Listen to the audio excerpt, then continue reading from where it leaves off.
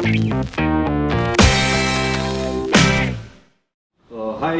thank you for coming out early morning. I think like grey hair is better than no hair.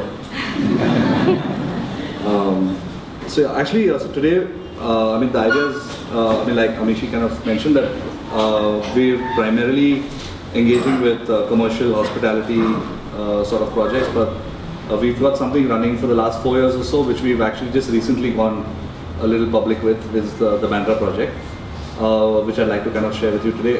Again, the point is not to really dwell on sort of the more technical aspects of it. I think what we'd like to talk about here today is the methodology that we've been following, some of the mistakes that we made along the way. But the Bandra project has had like huge amounts of failures, so we'll talk about some of those. And there's actually Neelam Das in the audience today who's done some stellar work on the project, so you'll see some of her stuff up as well. So I'll just take you through, what we're calling today's talk is actually just engaging with the city and sort of experiments with the context that Bombay offers. So some of the studio's interests actually are quite wide and varied. We've worked on sort of adaptive reuse, sort of cafe projects to extremely psychedelic nightclubs. This is a new place in Bangalore called the Church Street Social, which is a co-working space. Sort of working with sort of international brands coming into India for the first time who need a little bit of local sort of assistance. Sort of just very minimal, classic, timeless kind of spaces for regulars to sort of spaces for micro-communities like the Prithvi Theatre Cafe. We've also engaging with sort of work environments, so there's like a couple of recording studios. We've done some production offices. This is the office for IDEO in Mumbai, so kind of work with them pretty closely to develop their office. Some architectural work, some heritage conservation work in other cities, some kind of second homes. And then there's some other slightly stranger projects which fall a little bit out of the gamut of space design, which we've done like signage systems at the airport. We've done installations for the Lakme Fashion Week. We've started doing a lot of interesting research in 3D printing, so we're doing like a lot of small trophies and things you can kind of chimney have around the house. This is a carnival parade in Dubai. We've designed sets like for miniature sets for Disney, and we also do like some live sketching and performance art in sort of some of the venues. So the idea was to kind of it's a very polyvalent studio. Like the day-to-day projects are actually not defined so much by any kind of a plan. It's more chaotic. The more interesting the project, that's something we take on, and the more different it is from the last project, the better. So that's really like a guiding sort of situation in the studio, and that's been the way it has been for a long time.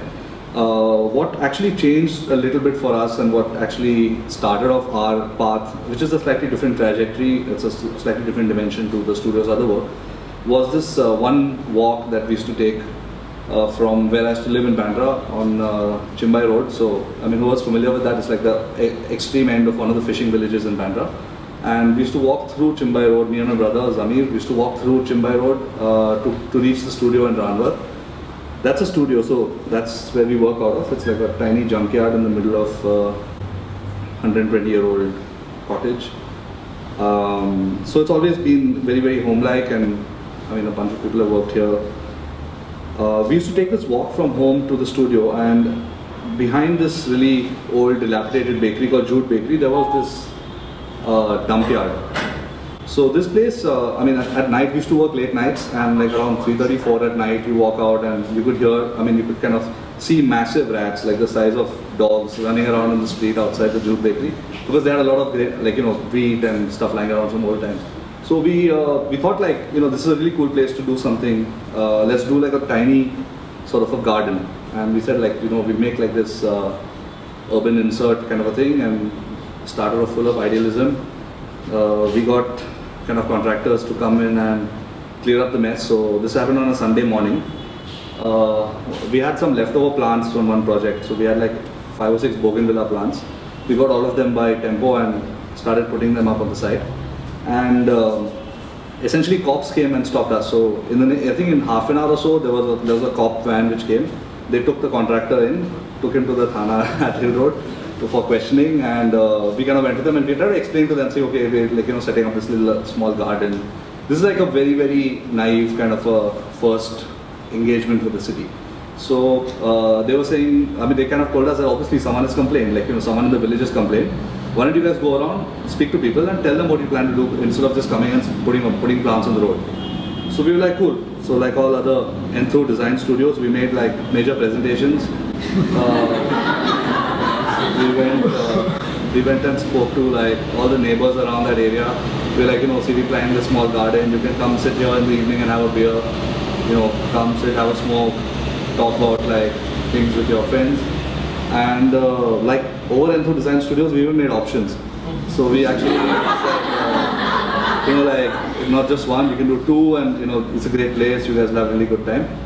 And finally, the cops came in 15 minutes this time. So I mean, we kind of realized something at this stage itself. Like this happened around 4 years ago. So we kind of realized something here itself, that the city has a lot of invisible stakeholders. Like there are a lot of people invested in the status quo. There are a lot of people who any kind of change is disruption. So you know, it's a very important understanding right in the beginning of our project, that we kind of realized that it's impossible to do something just because you think of something at night. It's very important to understand what's going on, what are the sort of invisible dynamics in the community, and therefore what will have resonance and what will kind of succeed. So this set us off on a slightly different trajectory with the Bandra project. It sort of made us really drastically rethink the metaphors that we assign to our city. And one thing that I feel is very, very kind of strong with our city metaphors is it's the notion of the juggernaut. It's actually, you know, someone who's describing the Jagannath temple proceedings actually talks about this blind devotion, that devotees kind of jump in front of the Rath when it's moving and they crush themselves to death because they're that sort of devoted. Like I feel that's a very, very potent metaphor for our current city experience. Like we kind of look at the city as this massive, kind of machine in motion, and you can do very limited things to it. You can't really interact with it on a one-to-one level. Like we don't look at the environment outside our homes as something we can actively change. The city is like something which has its own sort of motive power, and we actually pretty much hang around observing it and sometimes get crushed in its wheels as well. So the idea was to kind of use the Bandra project and the tools that it kind of threw up as a mode for optimism. Like it's a mode for being unconditionally optimistic. Like we assume that we're living in utopia and this is the best it's ever been, and what can we do to enhance it? Like I feel that's a much more valid inquiry than sort of, you know, waking up in the morning and bitching and moaning about living in a city that, you know, it doesn't have this, it has potholes, it has this, it has that. I mean, we say, okay, the city that we live in is the result of a long, drawn out, probably 5,000-year-old process. And what can we do today to kind of incrementally change it and make it better? So that's really the so the whole thrust of the project actually that we're working on. This is again very, very subjective. We've got a lot of criticism for this from various different kind of juries and various different kind of sort of systematic checks that we've built into the project. We've got a lot of very, very strong opinions about the fact that it's a bottom-up approach and not a top-down approach. Like the fact that as a studio we don't go and petition government, we don't work with MMRDA, we don't work with the other sort of BMC, the city planning councils, and look at top-down approaches. I feel part of our studio strength is actually looking at bottom-up approaches. The part of the studio strength is actually looking at what gives people the sort of enthusiasm to contribute to their own city. And it's a very optimistic, forward-looking process. I'll just take you through very quickly one of the experiments that we've done in the commercial arena, which are it's a little kind of a placeholder to show that processes from heritage conservation can actually move into a commercial or a more sort of a user-focused sort of an area. This is the Smokehouse Deli at Phoenix Mills. So the Smokehouse Deli for us actually is a exercise in parody. It's something that we kind of make fun of most things that we want to make fun of on the walls. Smokehouse delis are also city pride experiments. So we're trying to create a small community of city lovers, or like Bombay Files and all the Smokehouse delis. So if you kind of look beyond the sort of pretty wallpaper. You can actually see a lot of interesting stories behind it. I'll just take you through some of the stories and the kind of resonance that it's had with a few people. So you typically be confronted with a sort of a visual like this in a smokehouse Delhi. So somewhere tucked on the top is a small book which says 100 things to do in a chawl. Now, it's actually a hypothetical book. It talks about, just the fact that the Toddy mill, the Phoenix mill, where it is right now, was actually a chawl. It was at one point a place where there were worker accommodation, and that's been taken over, and it's become this kind of a behemoth that it is right now. So there are lots of these subtle clues, and when you kind of zap it on your phone, it takes you to a website that talks a little bit about the importance of chawls in the heart of Mumbai. This is actually an interesting story. On the extreme right, there's something called the vegetable lamb of Tartary. So this is something that we kind of, when we were researching the history of the mills and the history of cotton, we came upon this bizarre story about Sir John Mandeville, who actually spread this rumor in the UK, because cotton had come for the first time from India to Manchester and all the British countries. So he spread this rumor that there was a lamb that grew on a stalk, and it used to kind of eat the grass around it while growing, and then people used to pluck the fur of the lamb and package it and sell as cotton. So there's this whole hypothetical animal called the vegetable lamb of Tartary, and it's got like a biological description and shit like. So these are the kind of stories that you kind of find out when you're researching. This is one of my favorite stories in the Phoenix Mills. It's just a small photo frame in one of the corners which has a whole sea of umbrellas. And this is one of these fascinating things about Phoenix Mills that I don't think anyone knows. So Subhash Chandra Bose, he addressed a group of mill workers at Phoenix Mills. This is where they right now have those kinetic Honda spin cycle thingies outside. So he was actually standing there and addressing a group of workers, and it started raining. And they all put up their umbrellas. So this is actually Subhash Chandra Bose's view of the Phoenix Mills. And he said that, I'm talking to you guys, can't you guys, withstand a little bit of rain? And everyone shut the umbrellas and they stood in the pouring Bombay monsoon and heard him speak. Now this is a interesting clue that's just on one of the walls, and it's there for anyone to kind of zap it.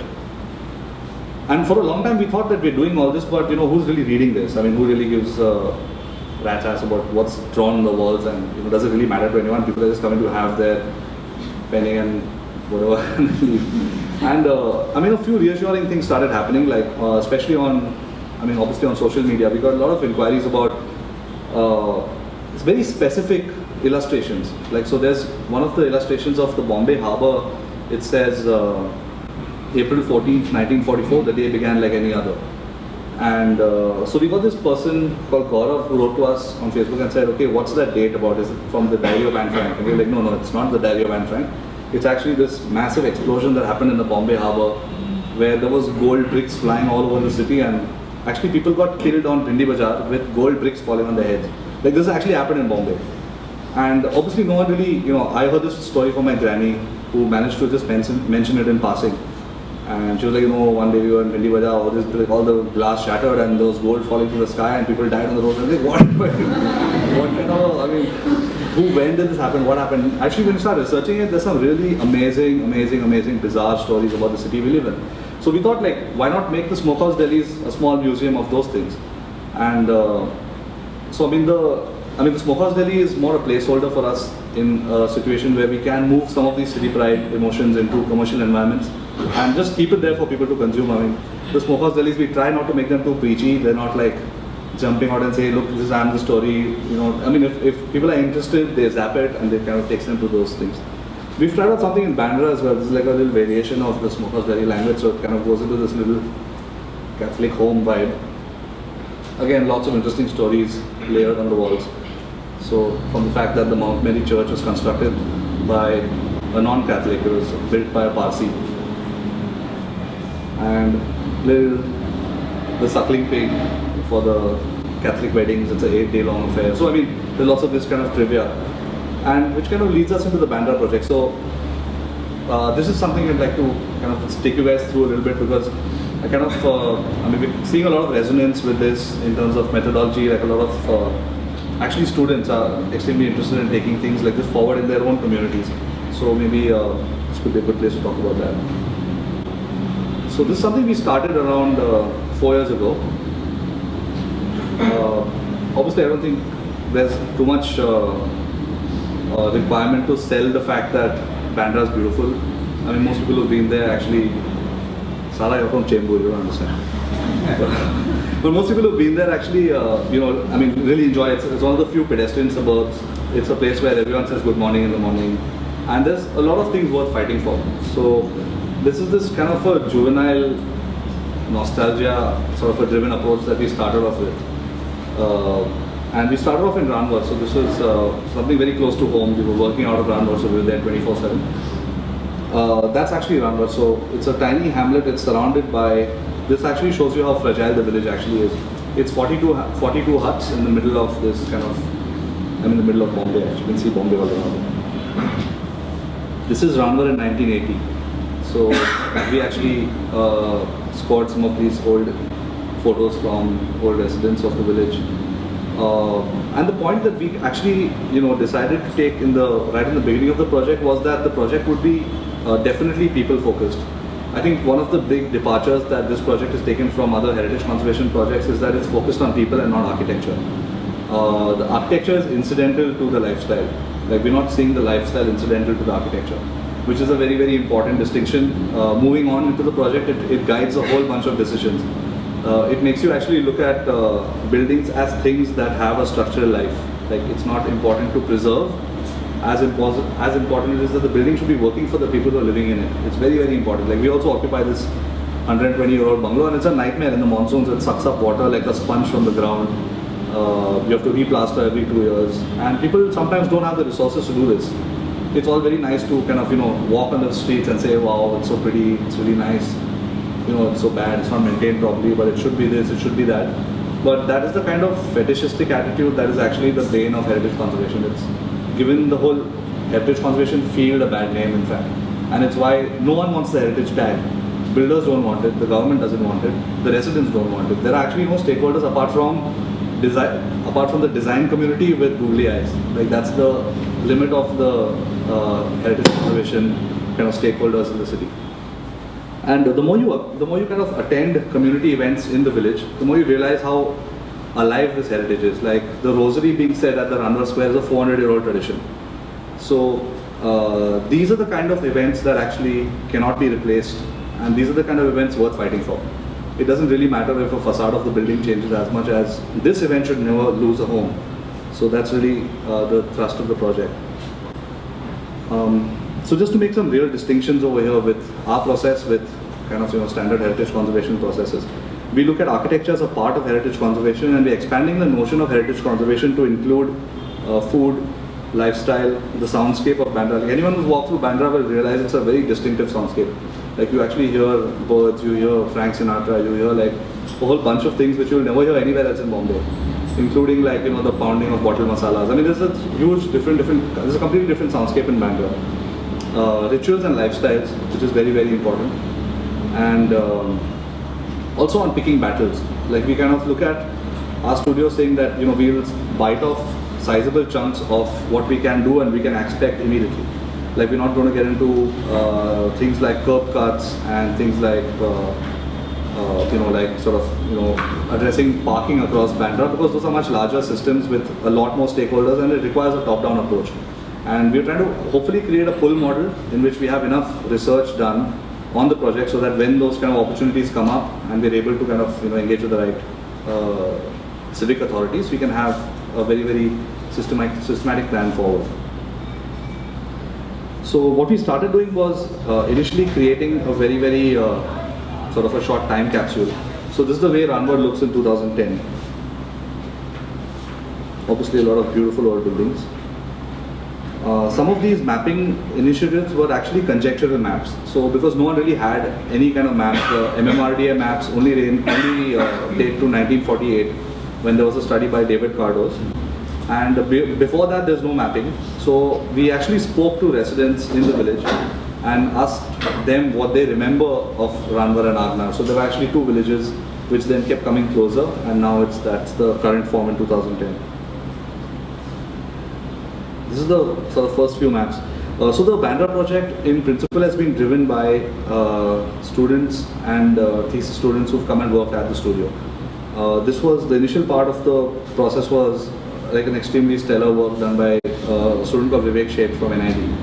So he was actually an exhibition and space design student, and it was part of his thesis project to kind of walk each street, check each and every building, check the age of each building.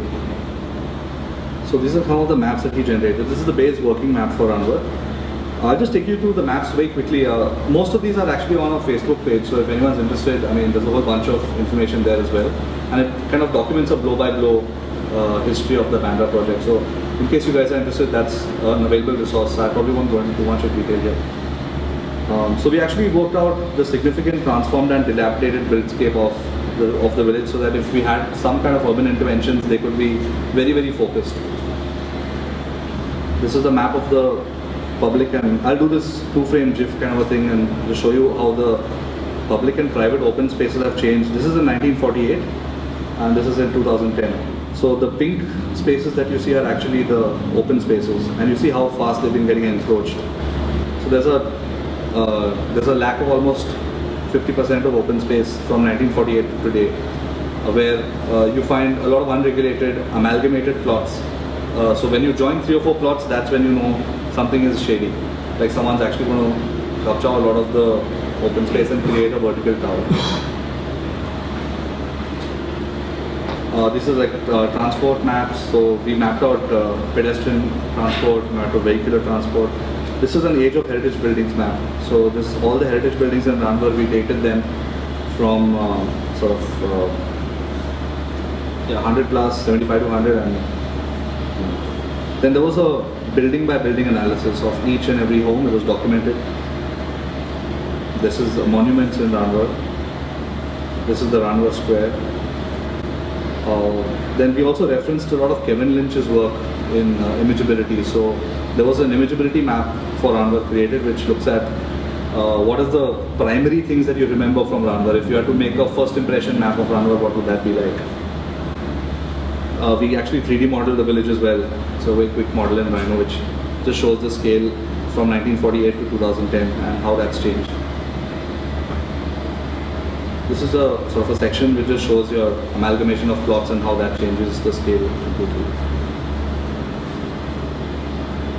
Then there were some maps which were created for handouts. So we actually kept some of these maps at a bunch of places around Hill Road, like the Mocha, Mojo at that time. So you could pick it up and kind of walk through the village.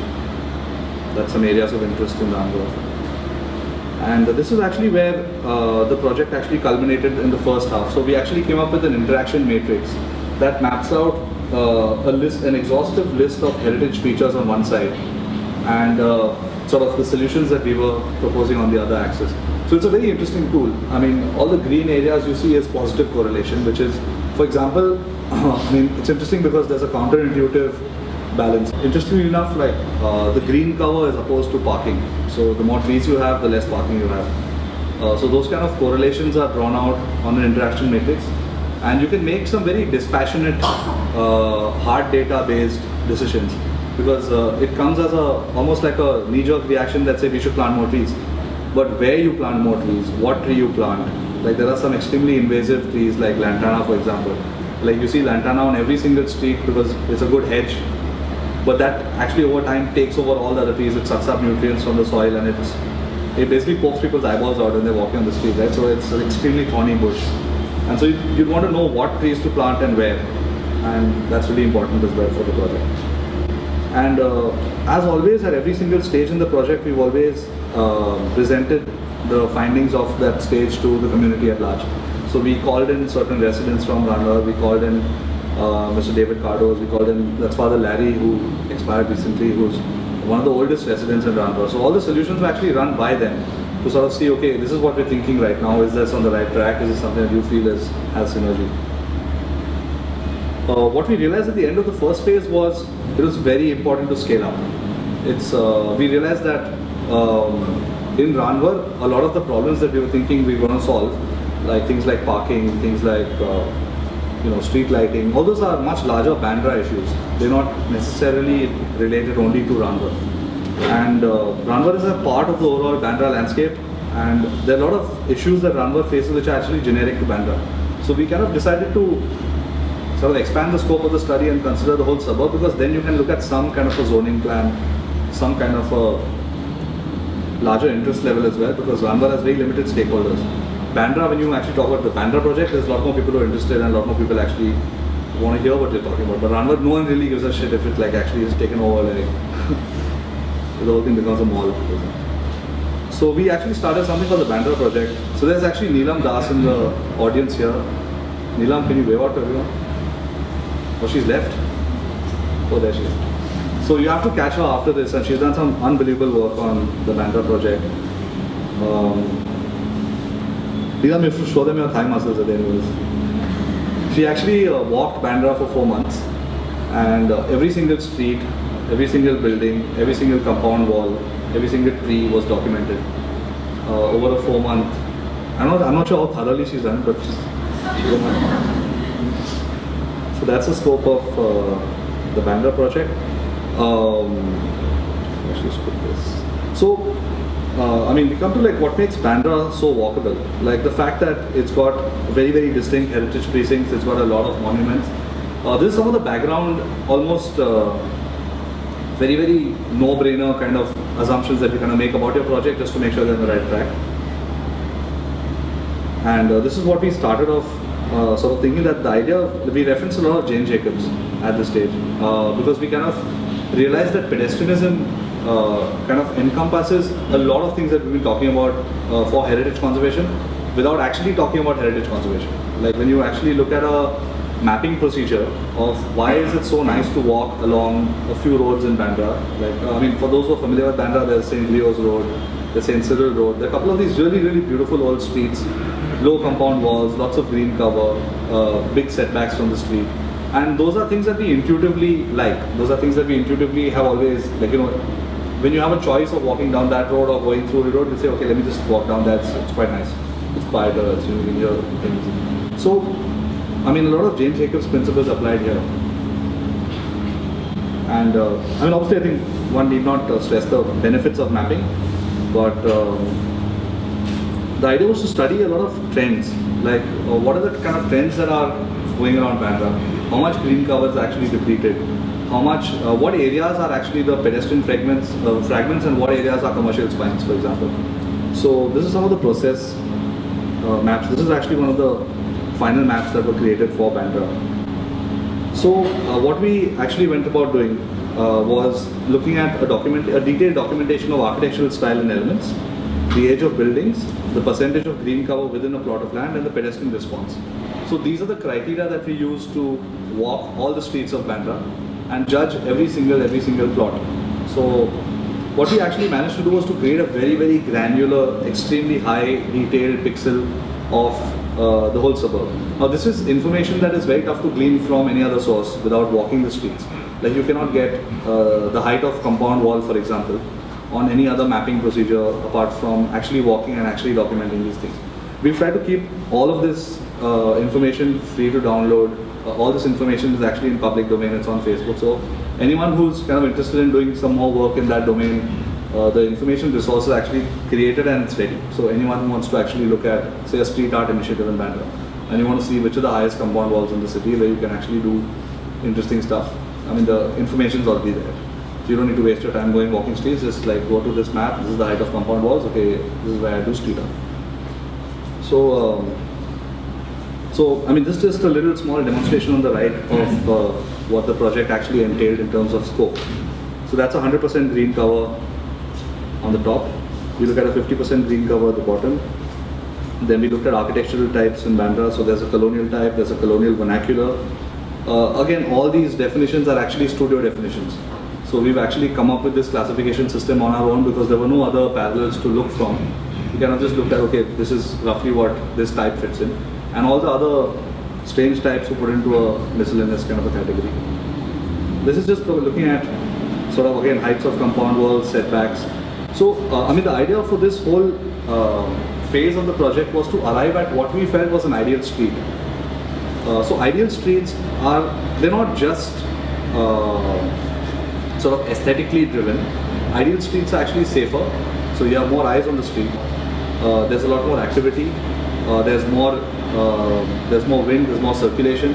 There's more. I mean, it's always a step in the positive direction when you look at a good pedestrian experience. So this is actually something that's been guiding the process for a long time. These are some of the sort of Jane Jacobs principles, which are actually looking at mixed use. So which is what makes Bombay safer than parts of Delhi, for example. Like Bombay has a lot of mixed use. Like on every street you'll see commercial establishments sharing walls with residential establishments. So those streets remain active for a much longer time.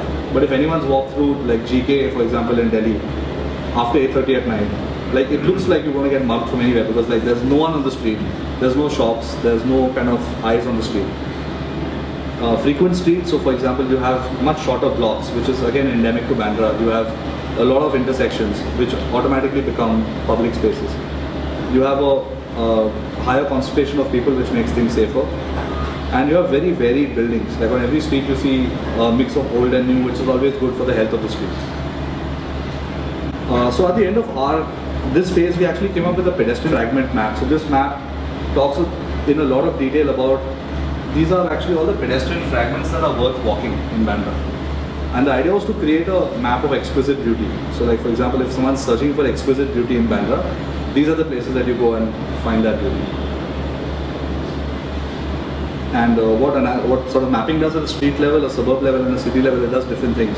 It sort of at a street level, you can understand very detailed trends, like what is the age of buildings, for example. At a city level, you look at a much larger trend, because Bandra is then a placeholder for many other such communities, which actually are undergoing similar changes. Like for example, Kotachiwadi in town is very, very similar to Ranwa, like the kind of gentrification that's happening, the kind of trends that all those communities are facing. So there's a lot of cross-learning. One very interesting thing that happens is when you overlay these maps. So if you look at the green cover map of Bandra, you overlay it with the heritage age of buildings map, you see a completely new trend. Like you see that heritage buildings, by definition, have one of the highest percentages of green cover in the city. So what is it that's working for that? Like what are those trends, and why aren't new kind of buildings being mindful of these things? So these kind of correlations are actually what we kind of arrived at the end of the second phase of our project, which are looking at very hard data. So a lot of this is not, I mean the point is, it's very easy to say right in the beginning that we should have more trees, but when you actually have hard data to show that, okay, 63% of this area, when you overlay it with the age of buildings which are 75 years plus, this is the ideal kind of street experience for Bandra. So the idea was to arrive at those kind of conclusions with hard data. This is the exhibition that Neelam put up. It was just actually put up in the old Jute bakery. So it's like a tiny pop-up which lasted for a week, and we put up all the sort of findings in the Jute bakery. It was again open to the community, so a lot of people walked in, abused us. This is the walk that we kind of did the next day. So the idea was to extend the experiences of the exhibition and take people on a small heritage walk around the area and just actually look at a compound wall and kind of say on the side what these things are doing too. We also did a lot of Bandra love posters, postcards, handouts. And maybe I can end this on a small note saying what we're doing now. So that was the sort of more hard data collection. What we're doing right now is we're in an interesting phase of the project. We're looking at a lot of incremental experiments. So we're hoping to come up with a small publication in a month and a half, which is a small zine format. It's a very provocative sort of a publication. Hopefully in our heads right now it's extremely provocative. We're looking at like around 45 to 47 different very provocative scenarios of 5 years in the future. So we're looking at what's it going to be like in 5 years when cars take over Bandra, for example, or when we launch the first green, eco-friendly yet communal skyscraper. So what are those kind of provocations and how can those find architectural form? So the work in progress we're doing, I mean there's a lot of things that I just quickly maybe skip through this. This is sort of wayfinding maps that we installed outside the Jute bakery. This is again a very interesting thing. This was a huge failure, this map. So we put this up and within a week it was off because one of the residents came up to this map and he lives in one of the one of the bungalow, I think it's number 57. There's oh yeah, I have his photo. This is the guy, Mr. Newman. So Newman actually had a huge objection because he shares his bungalow with two of his wife's brothers, and the property itself is a bit, it has multiple owners, and so he said that on your map it shows one entry, which is actually architecturally what the building shows, but it's actually 3 entries because they get different posts through, and if he orders pizza, it doesn't go to his brother, that comes to him. So he's like, the fact that you're showing it as one plot on your map, it makes it tougher for me to get permissions later on for if I want to amalgamate the plots and do a high rise. So, I mean, these kind of insecurities are very, very common amongst areas like this because there's a huge amount of money tied up in these locations. Like each of these homes would be worth upwards of 16 to 18 crores. And everyone has seen that money in their head. Everyone has seen that picture that, okay, we're going to sell, we're going to shift to Canada, and we're going to have like, so all these scenarios are extremely, extremely, lived out. And it's very, very tough to insert sort of a top-down plan into areas like this specifically, when a lot of the onus of it goes to individual homes. You can't even make like this, it's on a street called Veronica Street. On Veronica Street itself, there is no consensus on what needs to be done. So, I mean, it's a very strong contention that bottom-up is actually going to win and the top-down is going to fail. These are like sort of more directional signage. So we started thinking, what would it be like if residents had to create their own signage system? So the idea was to kind of create a graffiti-based signage system, which you can use as a kit. So if you want to create a tiny signage system inside villages, which doesn't necessarily need any DMC official to go and put up a board, like you can actually do this in a matter of 3.5 hours. It takes like around a half an hour for the paint coat to dry. So if you're doing 3 colors, then 3 hours. This is another interesting experiment. We started thinking like, it's so tough for people to find their way around the village at night. So let's do something which is a combination of a mirror and a magnifying glass and a very, very simple sort of a system like this, which projects the bound street light onto the sides of buildings. So for example, if there's a pizza delivery guy walking around the village, he only has home numbers to find the homes by. So you can use a freely available street lighting system. You just plug in the small gizmo, adjust the lens, and you get a nicely projected number on your house free of cost. What we're doing right now is creating extremely detailed sections of Bandra. So we've identified 8 street types. This is still a work in progress. Hopefully in the next month or so we should be done with this phase of the project. We've got a lot of student volunteers who've kind of, again, sort of signed off Facebook and to just give us some of their time and draft up extremely, extremely detailed sections through Bandra. So the idea of drafting up these sections is it serves as architectural record. It creates time capsules. That's actually Priscilla Villa in Bandra. So you can actually reconstruct if required. If parts of the building need to be extended, you have an architectural record of what existed. This comes on the back of an extremely disheartening sort of observation that public memory is very short. Like if an old bungalow comes down and a high-rise comes up in its place, within 2 weeks you will not remember what actually existed before. It's, I guess it's part of our media culture or part of the sort of acceleration of things that we don't have a very deep or very long public memory. So projects like this, I feel, go a long way in creating time capsules which take you back in time to, okay, this is what existed, can we respond to this? What is the good things about this? What is the kind of interaction on that street? Like, for example, the whole vendor profile in Bandra has changed to a level where earlier people used to be sold vinegar in their homes. There was a Unagari seller who used to come home, shout on the streets, and people used to get bottled vinegar in their homes. What happens is when you sever the street to home connection, when you have G+4 as parking and then above that you have homes, the street vendor culture goes out completely. There's no direct home to street connection. While we're not saying that parking is not important, I mean the point is that there are a lot of built forms that can take into account these kind of interactions and look at a progressive plan forward. Like the point is not to replace bungalows like this with widespread mediocrity. The point is to kind of replace it with something better, which looks more beautiful, is more functional, and we're building with 2014 kind of knowledge and materials and processes. There's no reason why we should be putting stuff in its place, removing something of exquisite beauty and replacing it with something that looks like a jail. So the point is to actually look at progressive ways forward. We work very actively with Celebrate Bandra on various initiatives. So we're actually curating, or actually helping them to curate a street art festival in November. This is the same festival that had a big splash in Delhi recently, and we're trying to bring them to Bandra to kind of do a whole street art initiative around words. We also sort of edited and co-wrote their souvenir last year, which was a bunch of articles about Bandra. That's my brother's article. That's a poem by Rabbi Sherial about Bandra. All this stuff also happens. So bringing the street art festival hopefully in November. That's our first stab at creating a community skyscraper. So for example, if we had to go vertical, how would you actually look at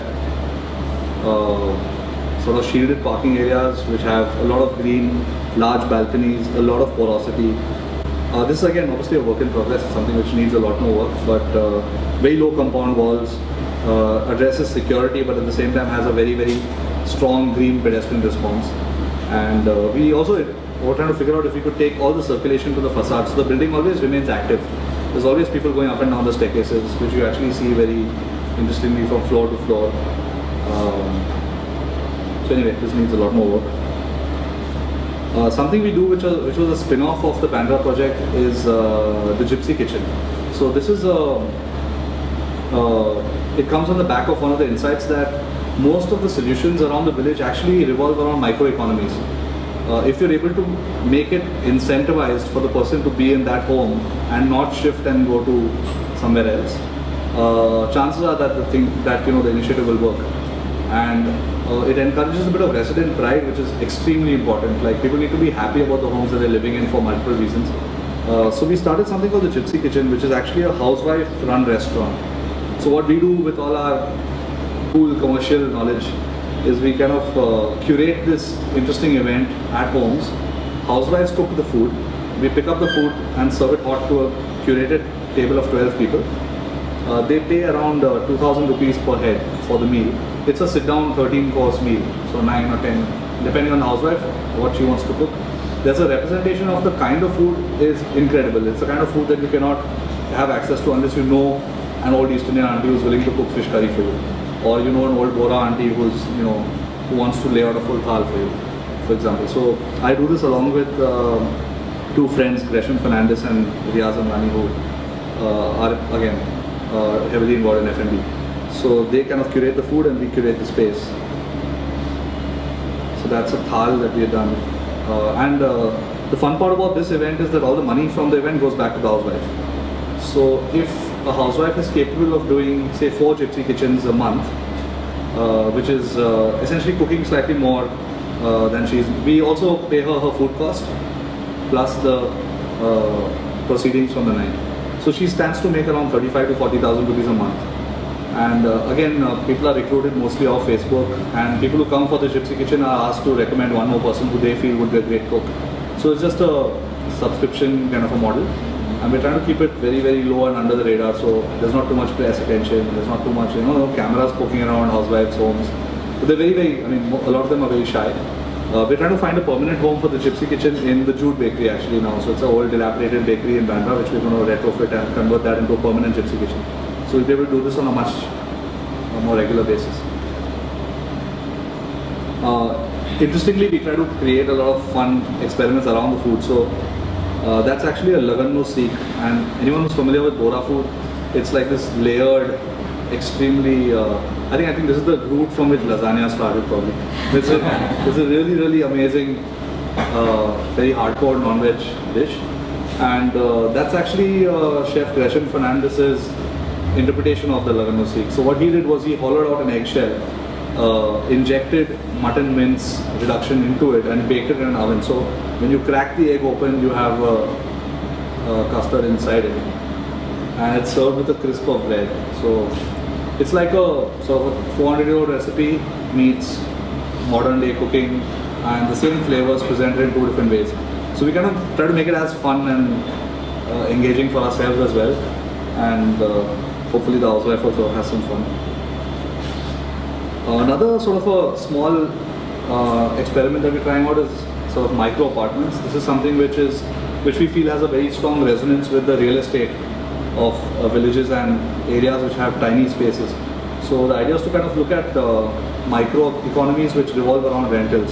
So actually one of the main sort of strengths that a lot of homes and housewives have is food, because they're all fantastic cooks and they have a long tradition of culinary excellence, and they have their homes. Now the homes actually, it's actually quite sad that the homes are not working hard for the housewife. They should ideally be working to give her income rather than being a drain on resources. So we were trying to figure out like what would be if they had to let out say 3 rooms from their home, and what would be a hyper design exercise to create a family home out of something which would typically be a student's residence. Like if you put a mattress in a home, it gets filled in these kind of rooms, right? Like typically 120 to 160 square feet, and there's no chance a family can live there, or there's no chance that you can actually get a rent which is 25,000 or 30,000 plus for a room like that. They would charge a rent of around 8 to 8.5, 9,000 rupees, and it would be occupied by primarily a student who's visiting this city for like 6 months or something. So this is a room that I lived in for 2 years. The idea was to kind of look at exploring the potential of tiny spaces. So that's actually 16 feet by 10 feet. And the idea was to kind of divide the room up into sort of different zones, but on demand. So you have sliding walls. These walls kind of slide to create functionality.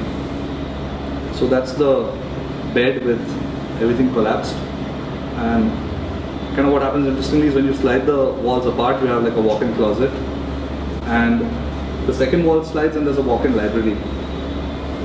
And sort of the king-size bed actually splits into 2, and you can create a living setup in the day and a bed at night. So it splits down the center here.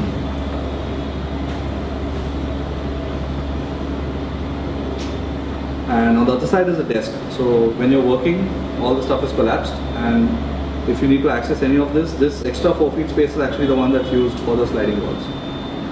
So, I mean, me and my wife lived there for like 8 months or so it's very comfortable for a small family. We had enough space for our big suitcases. So we actually try to work in a lot of multi-functionality into a very quick fit out. We've again tried to publicize this as much as possible to homeowners, so that if they did a very quick, simple fit out of this kind, you can actually charge a much higher rent, and that money can directly work for you in kind of allowing you to occupy the whole top floor of your home, and whereas the ground floor is maybe leased out. So I think the end of this, I just sum up and a quick sort of a summary on the new city metaphors that we feel would be interesting kind of quests. I think there's a strong myth with the idea of tabula rasa, which a lot of developers and builders work with. They assume that they will get a flat land devoid of context where they can construct sort of urban sprawls. We strongly differ on this point. Like, I don't think any other space is devoid of context, like especially in a place like Bandra or any place which has a very long tradition of settlement. Like, it's impossible to have a place where you do not respond to anything and you put up metal and glass structures. There is always a response to climate, there is always a response to street, there's always a response to lifestyle. There are huge amounts of responses to choose from to create kind of slightly more active and sort of forward-looking initiatives. We definitely need to look at a lot of inclusive experiences, especially in our current political climate. Like, it's very important to have a lot of inclusivity in everything. Everyone's opinions are valid. It's very important for us to not get onto a designer high horse and say, I will tell you how to live. And it's almost like we find ourselves thinking sometimes as we're going to colonize natives. Like, people are living in villages and we are going to tell them how to live in a stylish, cool, aspirational way. But whenever we've thought of those kind of initiatives, and we have in the past, like it's the project started off that way, it was very, very naive and extremely juvenile, and we made a lot of stupid assumptions. It's always jumped up and bitten us in the ass, always. So every time that we've actually tried to look at initiatives like the Gypsy Kitchen, which actually work with someone and create value for them, it's always resonated. So that's a very important learning for us. I feel one very interesting point is the personal sphere of influence is something that I think a lot about. Like, I feel in India we draw our spheres of influence very close to our own bodies. we have a 6-inch sphere of influence. If that 6 inches around us is clean and sorted, then it's fine. Everything is good. Which is why we're able to keep our own homes clean but throw shit on the roads. If we're able to actually look at sort of mechanisms to expand this sphere of influence to even 6 feet, where we just take care of the 6 feet of space around us, the city changes overnight. If everyone's doing that. So maybe it's an interesting provocation for like a group like this to figure out what are ways in which we can make people more aware of the 6 feet of space around them. And if we can do that, I mean, we're sorted. Like Bombay becomes utopia overnight. Also, one interesting thing is we keep talking about the top-down city, which is the city we all abuse and hate, which is the city of traffic, the city of potholes, the city of constant stress, basically. But then we keep thinking about the second city in the cracks, which is the bottom-up city, which is the city of the one housewife who's put color-coordinated flowers outside a balcony because it matches with the color of a building. So that's the city that we'd like to inhabit, right? I mean, that's mostly the city which all of us need to migrate to. So the more people we can get to migrate from that first city to the next and see the magic in all these kind of small cracks, that's really. And overnight people become optimistic. Overnight people become like full of art, full of ideas, full of inspiration. And one very important learning again for us has been very recently, actually 2 weeks ago, was the fact that we need to be descriptive and not prescriptive. This is going to guide the project for us in a large way. We were at some point finding ourselves in a very prescriptive space that this is the kind of setback that should be there, this is the ideal street. But India doesn't work in that way. It does not work in ideal scenarios. It doesn't work in rigid, rule-based, top-down approaches. It works in very, very descriptive ways. As soon as you're able to describe what's happening on the street to a large extent, you're able to then enhance and add value, which is a much more valid inquiry from our perspective in the studio. And I'll kind of end with the most amazing definition of a city ever from Banksy. He says a city is a party where everyone's invited. As soon as we look at this as a city definition, as against this, immovable juggernaut kind of a definition, we directly move into utopia. Thank you.